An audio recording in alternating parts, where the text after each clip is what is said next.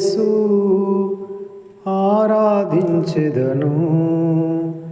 మహిమాన్వితుడా నిన్నే కీర్తించెదను. సరిచేసి నడిపించితివి నీ మార్గములో,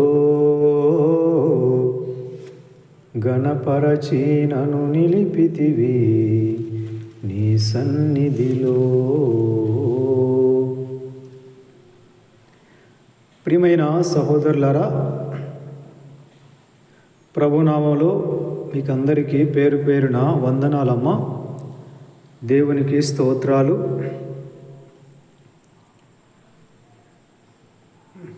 ముందుగా మన మధ్యలో ఉన్న సహోదరుడు ఏస్కాన్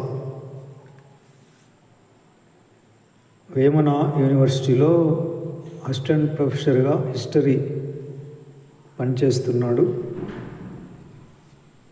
అయితే సామాన్యముగా ప్రారంభించబడిన తన చదువు మరి ఈరోజున ఒక చరిత్ర మీద పుస్తకాలు రాసి మరి ఎంతో ఘనతని పురస్కారాన్ని పొందిన వ్యక్తిగా ప్రభు సహోదరుని ఘనపరిచినాడు. క్రమక్రమంగా తన చదువుని స్టెప్ బై స్టెప్ డెవలప్ చేసుకుంటూ తనకంటూ ఒక గుర్తింపుని తన చదువులో ప్రత్యేకతని సంపాదించుకున్నాడు. సహోదరుడు నాకు తనకి 10 ఏళ్ళ నుండి నాకు బాగా తెలుసు.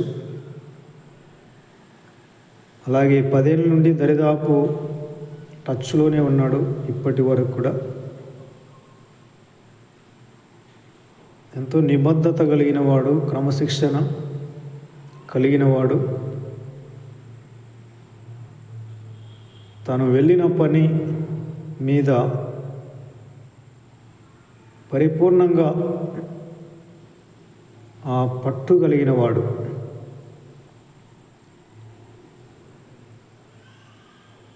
నిజంగా ఒకవేళ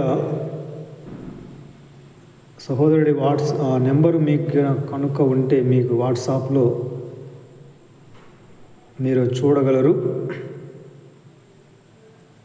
సామాన్యముగా ప్రారంభించబడిన తన చదువు ఈ రోజున ఒక ఉన్నతమైన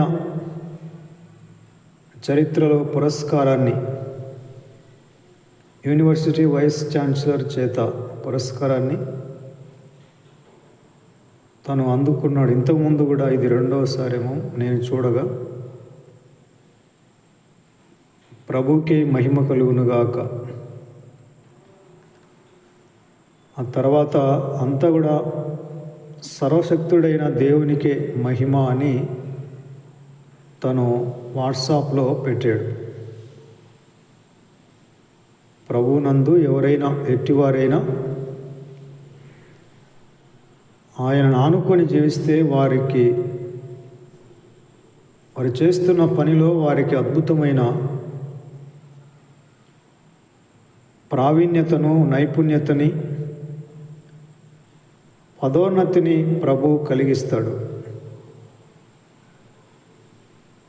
అనేది ఎంతైనా వాస్తవం. ప్రియమైన సహోదరులారా,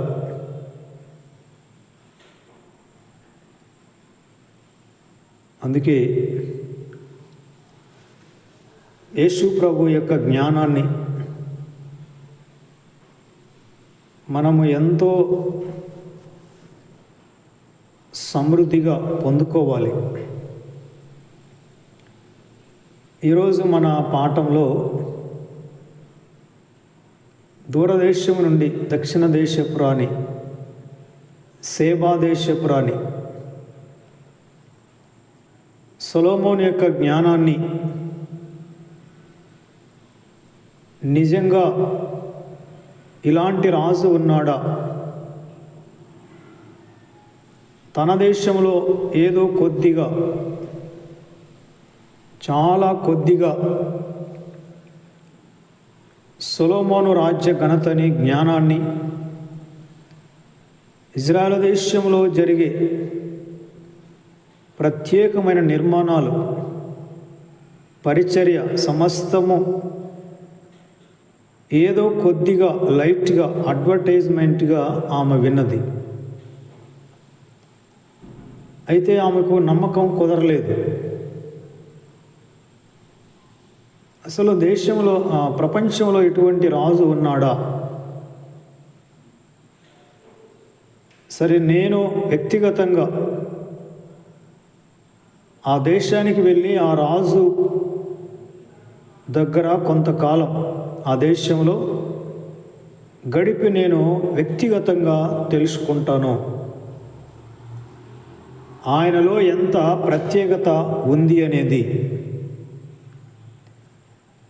ప్రభు అదే చెప్పాడు. లూకాసు వార్త 11వ అధ్యాయము 31వ వచనం నుండి, దక్షిణ దేశపు రాణి విమర్శకాలమున ఈ తరము వారితో కూడా లేచి వారి మీద నేరస్థాపన చేయును.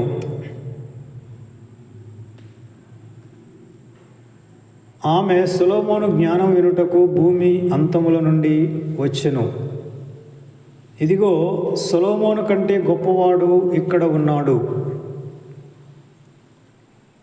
యోనా కంటే, ప్రవక్త కంటే గొప్పవాడు, దేవాలయము కంటే గొప్పవాడు, సొలొమోను కంటే గొప్పవాడు ఇక్కడ ఉన్నాడు. సొలొమోను యొక్క జ్ఞానం వినడానికి సేబా దేశపు రాణి చాలా దూరం నుండి అదే పనిగా పనిగట్టుకొని సొలొమోను జ్ఞానాన్ని కళ్ళారా, చెవులారా, చేతులారా తన వ్యక్తిగత అనుభవంలో ఆమె చూసింది. అప్పుడు ఆమె సొలొమోనుతో అంటుంది, రాజా, మా దేశంలో నేనుండగా నీ గురించి నేను విన్నది చాలా చాలా కొంచెమే, వెరీ వెరీ సిమిలర్లీ, చాలా కొంచెం, స్వల్పం. కానీ ఇక్కడికి వచ్చిన తర్వాత నా వ్యక్తిగతంగా నా కళ్ళతో, నా చెవులతో, నా చేతులారా నేను విన్నది, చూసినది, తాకినది ఎంతో హెచ్చుగా ఉన్నది. మా దేశంలో నేను ఉన్నప్పుడు అసలు వాళ్ళు నాకు చాలా తక్కువగా చెప్పినారు. నేను దానికే ఆశ్చర్యపడిపోయాను, ప్రపంచంలో ఇటువంటి రాజు ఉన్నాడా అని. కానీ ఇక్కడ వచ్చి చూస్తే కానీ నేను విన్నదానికంటే నూరంతలు ఎక్కువ నేను ఇక్కడ చూశాను. నిజంగా నీ జనులు భాగ్యవంతులు. ఎల్లప్పుడూ నీ యొద్ద కూర్చొని నీ జ్ఞాన సంభాషణ వినే వారి భాగ్యము ఎంతో గొప్పది అని ఆమె రాజును మెచ్చుకున్నది. ప్రియమైన సహోదరులరా, చాలా దూరముగా ఉన్నవారు ఆమెకే సొలొమోను జ్ఞానం అర్థమైంది. ఎంతో దూరము నుండి చాలామంది యేసు ప్రభువుని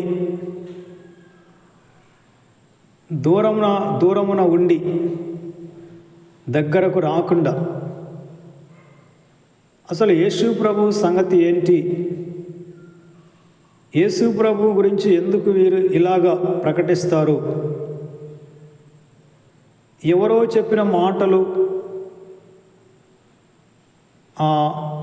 నెగటివ్గా చెప్పిన మాటలు నమ్మి వ్యక్తిగతంగా వాళ్ళకి వాళ్ళు పరిశోధించి పరిశీలించి పరీక్షించి యేసు ప్రభువులో ఉన్న గొప్పతనం ఏంటో, ఆయన జ్ఞానం ఏంటో. ఇప్పుడు సొలొమోనుకి జ్ఞానం ఇచ్చింది ఎవరు? ఆయనే కదా. జ్ఞానాధారము నేనే. క్రీస్తే జ్ఞానమై ఉన్నాడు. జ్ఞానము ఇచ్చిన ఆయనే మనకు దొరికితే ఇంకా మనం ఎంత గొప్పగా జ్ఞానవంతులుగా ఉండాలి. ప్రభు అయిన యేసుక్రీస్తు సొలొమోను కంటే గొప్పవాడు. ప్రవక్తల ఆత్మలకు దేవుడైన ప్రభు ఆయన. దేవాలయం కంటే గొప్పవాడు. మనలో ఉన్న క్రీస్తు సొలొమోను కంటే గొప్పవాడు. ప్రియమైన సహోదరులారా, ఏదైనా ఒక దాని గురించి, ఒక వ్యక్తి గురించి మనము తప్పుగా అర్థం చేసుకోవడానికి, తృణీకరించడానికి, ఎగతాళి చేయడానికి, నిరాకరించడానికి ముందుగా వ్యక్తిగతంగా దగ్గరకు వెళ్ళి పరిశీలించాలి, పరిశోధించాలి, పరీక్షించాలి. ఏమీ ఊరక గుడ్డిగా నమ్మమని చెప్పడం లేదు. ఎవరు నమ్మకూడదు. బెరయా విశ్వాసుల్లాగా అపొస్తలుడైన పౌలు చెప్పిన మాటలు అలాగా ఉన్నాయా లేవా? క్రీస్తు గురించి లేఖనాలలో, పాత నిబంధన లేఖనాలలో రాసిన సంగతులు పౌలు చెబుతున్నాడు, ఇవి నిజంగా వాస్తవమేనా? సకల ప్రవక్తలు ప్రవచించినది నజరేయుడైన యేసుక్రీస్తు గురించేనా అని బెరయా విశ్వాసులు లేఖనాలని, పౌలు సంగతులు అలాగ ఉన్నాయా లేవా అని వారు పరిశోధించినారు. పరిశుద్ధ గ్రంథాన్ని పరిశీలించి చదువుకోండి. ఏం గుడ్డిగా నమ్మకూడదు, అవసరం లేదు. గుడ్డిగా ఎవరు నమ్మకూడదు. ప్రభు ఉత్తముడని రుచి చూసి తెలుసుకోండి అన్నాడు మహారాజైన దావీదు ఆత్మ ద్వారా. ప్రభు ఉత్తముడో కాడో ఎవరో చెప్పిన మాటలు విని అపార్థంగా, అపహాస్యముగా, నెగటివ్గా, ఇంకా అదే నిజమని ఇంకా అదే ఫాలో అవ్వడం కాదు. వ్యక్తిగతంగా ఎవరికి వారు వ్యక్తిగతంగా క్రీస్తు అంటే ఏంటో వ్యక్తిగతంగా పరీక్షించాలి, పరిశోధించాలి, పరిశీలించాలి. మేలు కలుగు మార్గం ఏది అని పరిశీలించి తెలుసుకోవాలి. పురాతన మార్గములను గురించి పరిశోధించండి అన్నాడు. ఇలా చెబుతున్నారు. యేసు ప్రభు యొక్క సంగతి ఏంటి? ఆయన ఎవరు? ఆయనలో ఉన్న గొప్పతనం ఏంటి? వ్యక్తిగతంగా ఎవరైనా ఆలోచన చేస్తే, అనేక గ్రంథాలు పరిశీలిస్తే, పరిశోధిస్తే యేసు ప్రభు యొక్క ప్రత్యేకత, గొప్పతనం ఏమిటి అనేది తెలుసుకోవడము పెద్ద పని కాదు. ప్రియమైన సహోదరులారా, సత్యం అనేది మనకు బయట దొరకదు. బయట అంటే పైన దొరకదు. సత్యం అనేది చాలా లోతుగా, బహు దూరమున ఉన్నది. ఒక పొలానికి నీళ్లు రావాలంటే కొన్ని ప్రాంతాలలో 1200 అడుగులు వేస్తే కానీ నీళ్లు రావు, అందవు. కొన్ని చోట్ల బోరు ప్రయత్నాలు 1200 పైన అడుగులేసినా కూడా చుక్క నీరు పడని స్థితి. ప్రియమైన సహోదరులరా, భూమి లోపల సారవంతమైన పదార్థాలు ఉన్నాయి, అద్భుతమైన ఖనిజాలు ఉన్నాయి. 700-800 అడుగులు వేసి పొలానికి కావలసిన నీటిని మనుషులు తీసుకుంటున్నారు. సత్యము ప్రభు అయిన యేసుక్రీస్తే. మతంలో కులంలో ఎవరో చెప్పారని అదే గుడ్డిగా నమ్మడం కాదు. లోతుగా నీ దోణి లోతునకు నడిపించి కుడి ప్రక్కన వలవేయమని చెప్పినాడు. The deep of experience.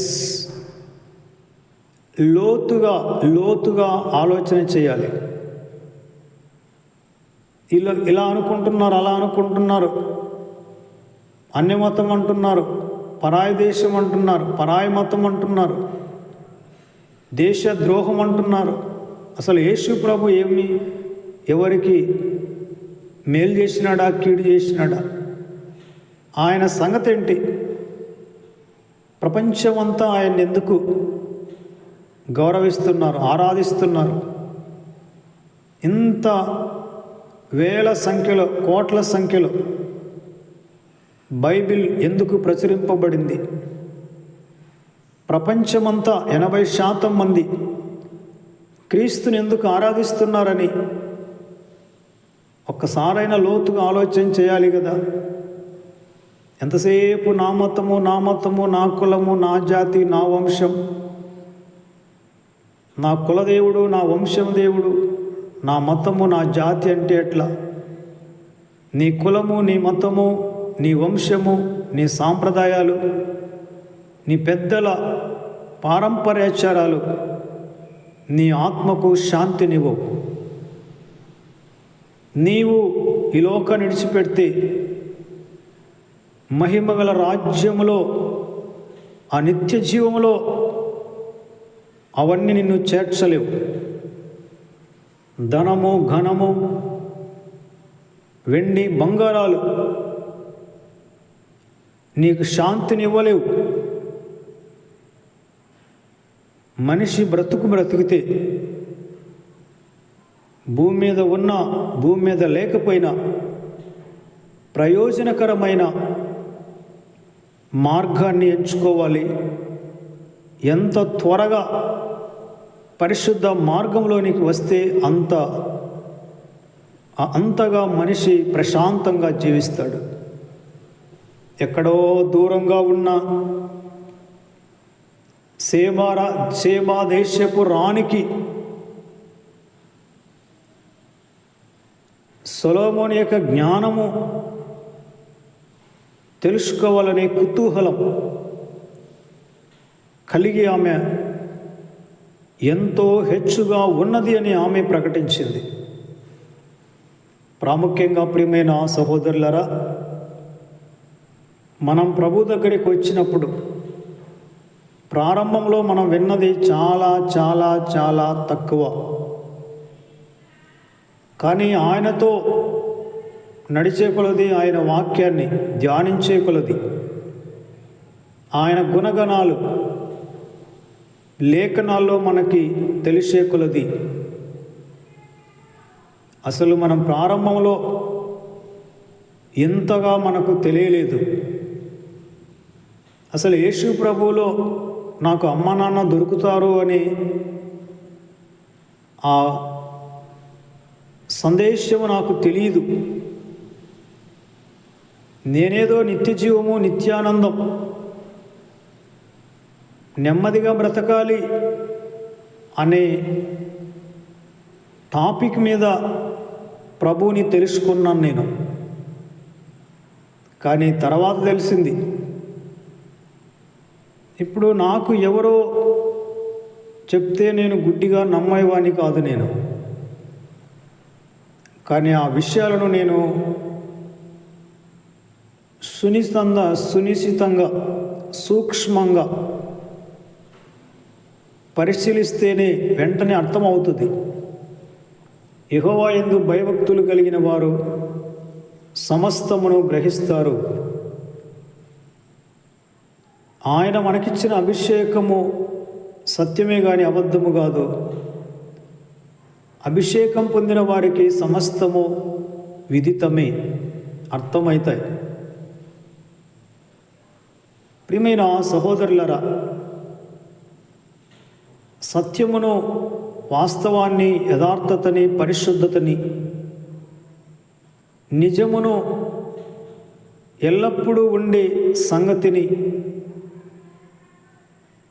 ప్రయోజనకరమైన సంగతిని ఇహమందున పరమందున, ఒక మాటలో చెప్పాలంటే ప్రభు అయిన యేసుక్రీస్తుని ఎంతకాలం హృదయానికి బయట నిలబెడతావు?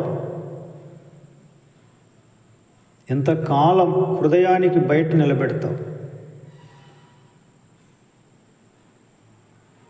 ప్రియమైన సహోదరులారా, దూరంగా ఉన్న వాళ్ళే ప్రభు గురించి కొద్దిగా విని ఉత్సాహముతో, ఉల్లాసముతో, తెలుసుకోవాలనే శ్రద్ధతో ఆయన గుణగణాలని గొప్పగా తెలుసుకున్నారు. ధనవంతుడు, సుంకపు గుత్తదారుడు, ఇన్కమ్ ట్యాక్స్ ఆఫీసర్ జక్కయ్య యేసు గురించి విన్నాడు. ఏదో కొద్దిగా లైట్గా విన్నాడు. అయితే అతనిలో ఒక ఆత్మ సంబంధమైన దాహం కలిగినది. ఎందుకు జనాలు యేసు ప్రభు వెంబడి బెల్లమున చోట ఈగలు వాలినట్టుగా ఎందుకు ఇలా వెళ్ళిపోతున్నారు? అసలు యేసు ప్రభువులో ఏమీ ప్రత్యేకత ఉంది? అసలు యేసు ప్రభు ఎవరు? అందరూ చెబుతున్నారు, మరి ఒకసారి నేను కూడా ఆయన్ని వెళ్ళి చూస్తాను. ఆ యెరికో మార్గంలో వస్తున్నాడని తెలిసి జక్కయ్య తన పనులన్నీ మానుకొని అదే పనిగా ప్రభును చూడడానికి వచ్చాడు. మొదటిసారిగా కనబడకపోయినా రెండవసారి ప్రయత్నం మేడి చెట్టెక్కి ప్రభును కల్లార చూడాలనుకొని మేడి చెట్టెక్కి కూర్చున్నాడు.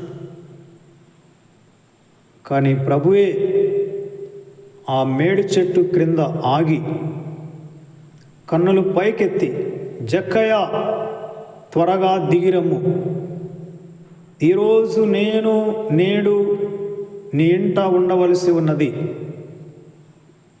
ఇతను కూడా అబ్రహాము కుమారుడే, ఏలైనగా ఇతని ఇంటికి రక్షణ వచ్చి ఉన్నది. అసలు జక్కయ్యకు మొదట యేసు ప్రభు అంటే ఇలాంటి అద్భుతమైన ప్రభావం గలవాడని తెలియదు. ఇదేంటిది, నేను ఆయన్ని ఎప్పుడు చూడలేదు, మరి నా పేరు ఎలా తెలుసు ఆయనకి? నా పేరు ఎలా తెలుసు ఆయనకి? ప్రభు కొరకు ఎవరైనా ఒక అడుగు ముందుకేస్తే ఆయన 1000 అడుగులు ముందుకేస్తాడు. మనం ఎరగకపోయినా మనల్ని సిద్ధపరిచినాడు. అసలు నేను యేసు ప్రభు కొరకు వెతకలేదు. యేసు ప్రభు కొరకు నా మనస్సును సిద్ధపరచుకోలేదు నా 12వ ఏట నుండి. కానీ నేను వెతికినది యేసుక్రీస్తు కొరక అని తర్వాత నాకు అర్థమైంది. ప్రియమైన సహోదరులరా, జక్కయ్య ఆశ్చర్యపడిపోయినాడు. ఈయనకు నా పేరు ఎలా తెలుసు? నేను ఏమో అనుకున్నాను, కానీ ఈయనలో ఇంత ప్రభావం ఉందా? జక్కయ్య పద, ఈరోజు నేను మీ ఇంట్లో ఉండాలి. జక్కయ్య సంతోషంగా దిగి వచ్చి తను యేసు ప్రభుని తెలుసుకున్న ఆ సందర్భంగా ఆ రోజు గొప్ప డిన్నర్ పెట్టినాడు. చూడండి, ఆత్మ సంబంధమైన డిన్నర్లు ఎలా ఉండాలో. ఒక వ్యక్తి ప్రభువును ఎరిగిన రోజు పరలోకంలో పండగ. దేవుడు పరలోకంలో తన దూతలతో పండగ చేసుకుంటాడు, సంతోషిస్తాడు, ఆనందిస్తాడు. మరి పరలోకంలో జరుగుతున్న ప్రకారం ఈ భూమి మీద కూడా జరగాలి కదా. ఒక వ్యక్తి యేసు ప్రభువును తెలుసుకున్నాడంటే అది మామూలు విషయం కాదు. That's extraordinary, abnormal, super natural, లోకానికి అతీతమైనది. ఆ మనిషి ధనికుడా, పేదవాడా, దరిద్రుడా, రోగిష్ట, అది కాదు మ్యాటర్. అసలు ఒక వ్యక్తి యేసు ప్రభువును గుర్తించడం అనేది క్లారిటీగా గుర్తించడం అనేది చాలా గొప్ప సంగతి. నిజంగా ఆ రోజు విందు భోజనం చేయాలి. జక్కయ్య తన ఇంటిలో ప్రభువుతో కూడా వచ్చిన వారికి అందరికీ విందు భోజనాలు ఏర్పాటు చేశాడు. ఆ విందు భోజనంలో అన్నాడు, ప్రభువా, ఇంతవరకు ఎవరి దగ్గర అయితే నేను అన్యాయముగా తీసుకున్నానో వాళ్ళకి 4 అంతలు తిరిగి ఇచ్చేస్తున్నానయ్యా. చూడండి, మార్పు అంటే అది. ఒక వ్యక్తి మారు మనసు పొందాడంటే ముందుగా తన సంతకం డబ్బు మీద పెడతాడు. అంటే డబ్బు మీద నాకు ఎటువంటి ఆశ లేదు, అపేక్ష లేదు. ఇంతకుముందు ప్రభుత్వంలో ఉమ్మడి ఆంధ్రప్రదేశ్ అతలాకుతలం అయిపోతుంటే ఆ సీఎం ప్రమాణ స్వీకారం రోజే నా మొదటి సంతకం కరెంటు ఫైల్స్ మీద, అంటే రుణమాఫీ చేస్తాను, ఉచిత కరెంట్ ఇస్తానని చెప్పి మొదటిగా దాని మీదనే సంతకం చేసినాడు. రాజకీయ నాయకులు అన్నారు, ప్రతిపక్షం వాళ్ళు, ఎందుకు అట్లా ఉచిత కరెంట్ అయితే కరెంటు రాదు, తీగల మీద బట్టలు ఆరేసుకోవాలి అని ఎగతాళి చేసినారు. బట్టలే ఆరేసుకుంటారో మోటార్లే ఆడిస్తారో నువ్వే చూద్దుగానని మొదటిగా దాని మీదనే సంతకం చేసినాడు. మొత్తం ఉమ్మడి ఆంధ్రప్రదేశ్లో ఉన్న రైతులందరి కరెంటు రుణాలన్నీ కొట్టివేసినాడు. ప్రియమైన సహోదరులరా, ఈ లోకంలో ఒక వ్యక్తి మారు మనసు పొందితే తనకు మొదటిగా ధనము మీద వైరాగ్యం, విరక్తి చెందుతాడు. నేను డబ్బును ఏ కోశాన ప్రేమించనో, మనిషిని నేను ప్రేమిస్తానో, మనిషి నాకు ముఖ్యం, కానీ డబ్బు నాకు ముఖ్యం కాదు. డబ్బు నాకు ముఖ్యం కాదు. నేను ధనాపేక్ష గలవాణ్ణి కాదు. ఇంతవరకు తెలియక ఎంతోమంది దగ్గర అన్యాయంగా రాబట్టినాను, పన్నులు వసూలు చేసినాను. అయితే ఎవరెవరికి నేను మోసం చేశానో నాకు అన్నీ బాగా గుర్తున్నాయి. ప్రభువా, వాళ్ళందరికీ నేను తిరిగి 4 అంతలు ఇస్తాను. మామూలుగా ధర్మశాస్త్రంలో పొరుగువాని గొర్రెను ఎవరైనా దొంగతనం చేస్తే ఆ వ్యక్తి, దొంగతనం చేసిన వ్యక్తి ఆ గొర్రె యజమానికి తిరిగి 4 గొర్రెలు అప్పగించాలి. అది చట్టం. కట్టడ. అందుకే జక్కయ్య అన్నాడు, అయ్యా, నేను ఎవరికైతే అన్యాయముగా వాళ్ళని డబ్బులు తీసుకున్నానో వాళ్ళ దగ్గర, వాళ్ళకి తిరిగి 4 గంటలు నేను ఇచ్చేస్తున్నానయ్యా. ముందుగా ధనం మీద తను దాడి చేసినాడు. ఇక మీదట నేను ధనాన్ని ప్రేమించనయ్యా. నాకిక డబ్బు కోసం నేను ఎవరిని మోసం చేయను. వాళ్ళకు తిరిగి 4 గంటలు ఇచ్చి వేస్తున్నాను అన్నాడు. నిజమైన మారు మనస్సు అంటే ఒక వ్యక్తి డబ్బు మీద వ్యామోహాన్ని చంపేస్తాడు. ఇక నాకు డబ్బు అవసరం లేదు, డబ్బు మీద నేను ఎవరిని మోసం చేయను. డబ్బు కోసం స్నేహితుల్ని దూరం చేసుకోను, అన్నదమ్ములని దూరం చేసుకోను. ఆస్తుల కోసం, భాగాల కోసం, డబ్బు కోసం ఏ మనిషితో నేను శత్రుత్వాన్ని పెంచుకోను. నాకిప్పుడు అన్నిటికీ మించిన క్రీస్తు నాకు కావాలి.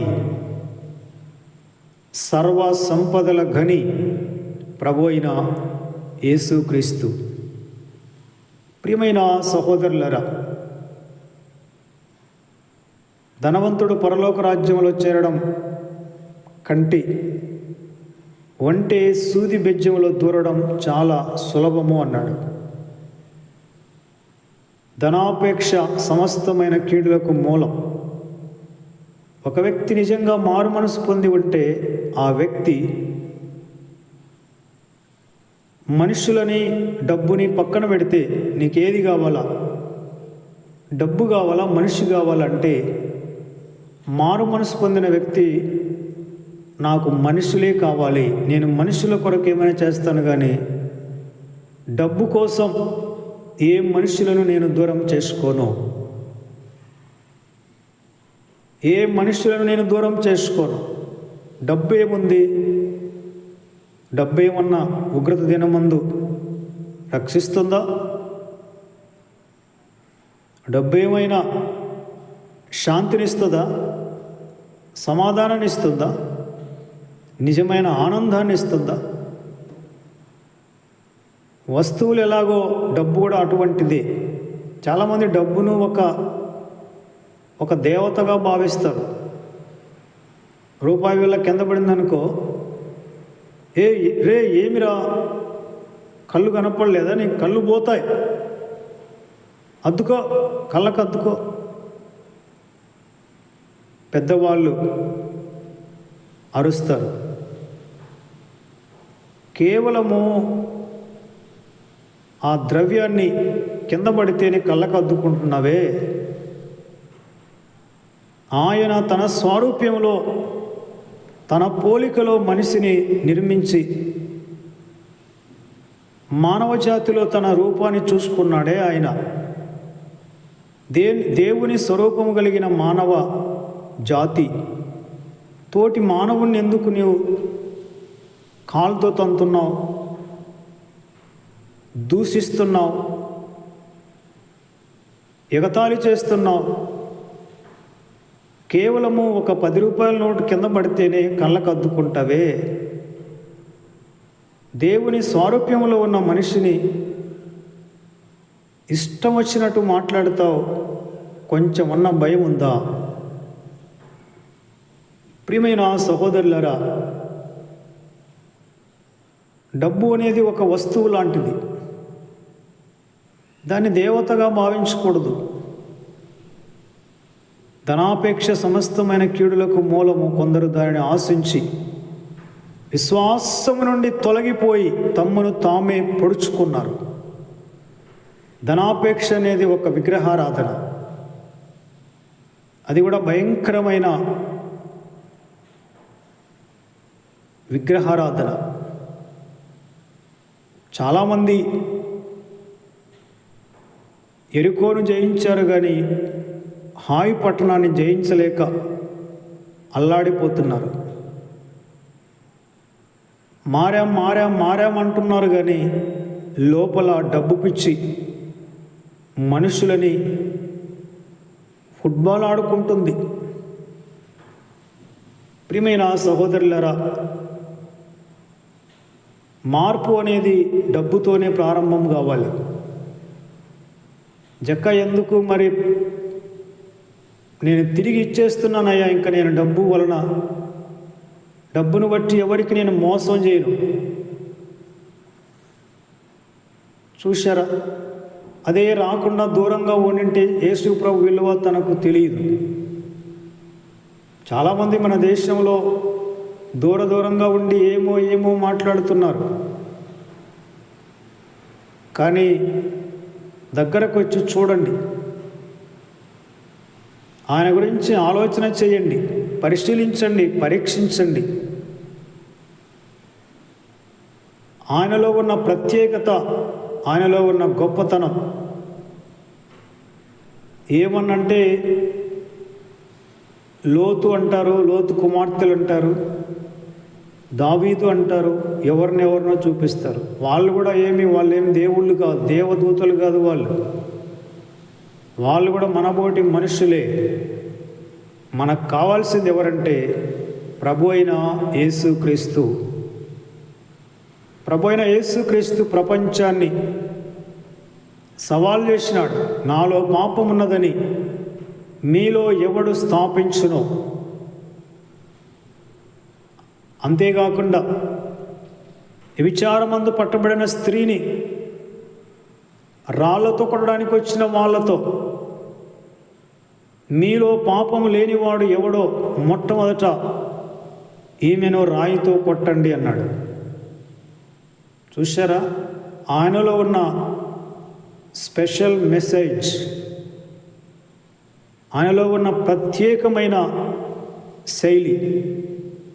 నాలో పాపం ఉన్నదని మీలో ఎవడు స్థాపించునన్న ఆయనే, మీలో పాపము లేనివాడెవడో మొట్టమొదట ఈమెను రాయితో కొట్టండి. మీరేదో ఆజన్మ పరిశుద్ధులైనట్టు ఈ ఒక్కటే భయంకరంగా తిరిగినట్టుగా రాళ్లతో కొట్టడానికి వస్తున్నారా? కానీ మీలో పాపము లేనివాడు ఎవడో మొట్టమొదట ఈమెను రాయితో కొట్టండి అన్నాడు. మరి ఎవరైనా రావచ్చు కదా, ఆమెను రాయితో కొట్టచ్చు కదా, నాలో పాపం లేదని. అసలు ఆయన పవర్ ఏంటి? పరిశీలన చేయకుండానే పాపము ఎక్కడ జరుగుచున్నదో బాహాటముగా ఆయనకు తెలుసు. యేసు అందరినీ ఎరిగినవాడు, ఏ మనిషిని గురించి ఆయనకు సాక్ష్యం ఇయ్యనక్కరలేదు. ప్రియమైన సహోదరులారా, ఈ లోకంలో కోట్లు సాక్ష్యాలు కావాలి, ఆధారాలు కావాలి. ఒక సాక్ష్యానికి సరిపోవాలి. ఎప్పుడో చేస్తే తర్వాత 50 ఏళ్ళకి, ఒక ఆయన ఎప్పుడో కుర్రోడుగా ఉన్నప్పుడు చేస్తే ముసలోడైనాక ఆయనకు శిక్ష పడిందంట. ఆ మనిషిని ఎత్తుకొని పోతున్నారు. ఆ మనిషికి ఏం శిక్ష వేస్తారో ఆ మనిషికి 80 ఏళ్ళు పైన పడ్డాయి. ఎప్పుడో 30 ఏళ్ళప్పుడు చేస్తే 50 ఏళ్ళకు ఆ మనిషికి శిక్ష పడింది. కానీ యేసు ప్రభు దగ్గర సాక్ష్యాలు అవసరం లేదు. ఎవరో పూటపడాల్సిన అవసరం లేదు, హామీ అవసరం లేదు. కానీ ఒక వ్యక్తిలో ఉన్న అంతరంగపు స్వభావాన్ని సూక్ష్మంగా ఎరిగినవాడు ప్రభు అయిన యేసుక్రీస్తు. అందుకే మనం ఆయన దగ్గర ఎంత క్లారిటీగా ఉంటే, ఎంత ఓపెన్గా ఉంటే మనం అంత సంతోషంగా ఉంటాం. ఆ తోటి మనుషులు ఎవరు కనుక్కోలేరు. కాబట్టి యేసు ప్రభు దగ్గర కూడా నేను నటన చేద్దాం అంటే కుదరదు. సమాధానం ఉండదు, నీకే నెమ్మది ఉండదు, శాంతి ఉండదు, విసుగుపడిపోతావు. ఆరాధనన్నా, ప్రార్థనన్నా, వాక్యం చదివినా శరీరం సహకరించదు. తల గీక్కుంటావు, ఆవలిస్తావు, ఒళ్ళు విరుచుకుంటావు. అబ్బా టైం ఎంత అయింది, ఎంతైంది ఇప్పుడు మనం వచ్చి 10 నిమిషాలే కదా, 10 నిమిషాలేనా? అబ్బా, నాకు 2 గంటల్లా కనపడుతుంది. 10 నిమిషాలకి 2 గంటలు అయిపోయిందా నీకు?